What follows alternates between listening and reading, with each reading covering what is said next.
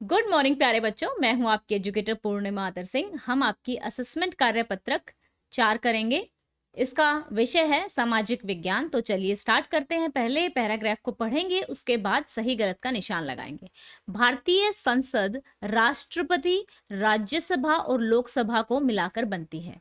लोकसभा चुनाव के बाद बहुमत प्राप्त राजनीतिक दल की सरकार बनती है। कभी कभी अगर बहुमत न हो तो गठबंधन की सरकार बनती है।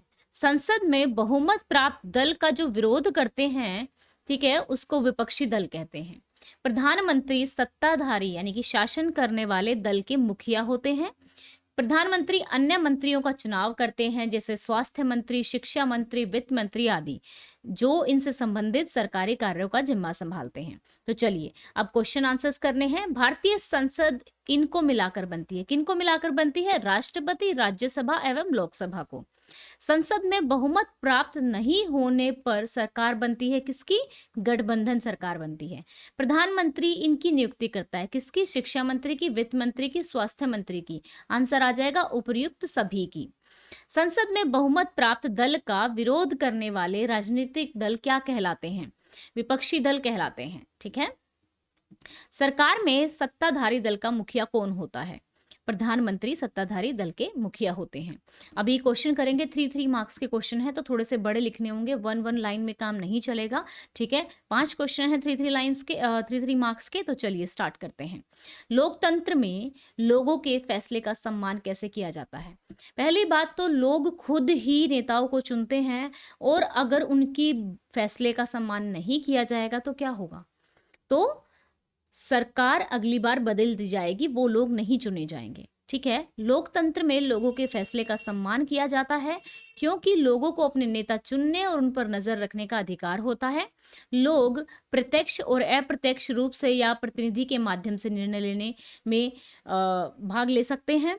एक जवाबदेह, जिम्मेदार और वैध सरकार का निर्माण करते हैं। यदि लोकतंत्र में लोगों के निर्णय का सम्मान नहीं किया जाता है तो वे सरकार को बदल भी सकते हैं। तो जिन बच्चों को देखो 3 मार्क्स का है तो एटलीस्ट 3 पॉइंट्स तो होने ही चाहिए। तो 1 पॉइंट आप कोई भी 1 पॉइंट छोड़ सकते हो, अगर आपकी मर्जी है। वैसे तो चारों लिख दो तो अच्छी बात है, लेकिन अगर आंसर बड़ा लग रहा है तो 1 पॉइंट कोई भी छोड़ सकते हो। अभी चलते हैं, राष्ट्रवाद की भावना के प्रसार में किसकी मुख्य भूमिका है? बताइए।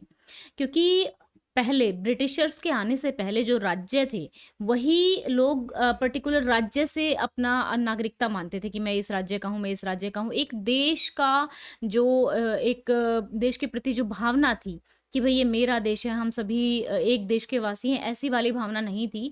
ये भावना जागृत हुई ब्रिटिशर्स के आने के बाद। राजा राम मोहन राय, स्वामी दयानंद सरस्वती, स्वामी विवेकानंद जैसे समाज सुधारक, ब्रिटिश शासन की विनाशकारी आर्थिक नीतियां, मध्यम वर्ग का उदय तथा आर्य समाज, प्रार्थना समाज, अलीगढ़ आंदोलन, भारतीय राष्ट्रीय कांग्रेस, होम रूल लीग जैसे संगठनों के माध्यम से लगभग पूरे देश में राष्ट्रवाद की भावना राष्ट्रवाद की भावना के प्रसार में भूमिका निभाई है। ठीक है, किसकी नहीं आएगा? ओके। जनता जब वोट डालती है तो उसे किन किन बातों का ध्यान रखना होता है? सभी उम्मीदवारों के बारे में जानकारी जुटा लेनी चाहिए। किसी भी ऐसे उम्मीदवार को वोट नहीं देना चाहिए जिसपे कोई आपराधिक मामला दर्ज हो। योग्य उम्मीदवार को ही वोट देनी चाहिए।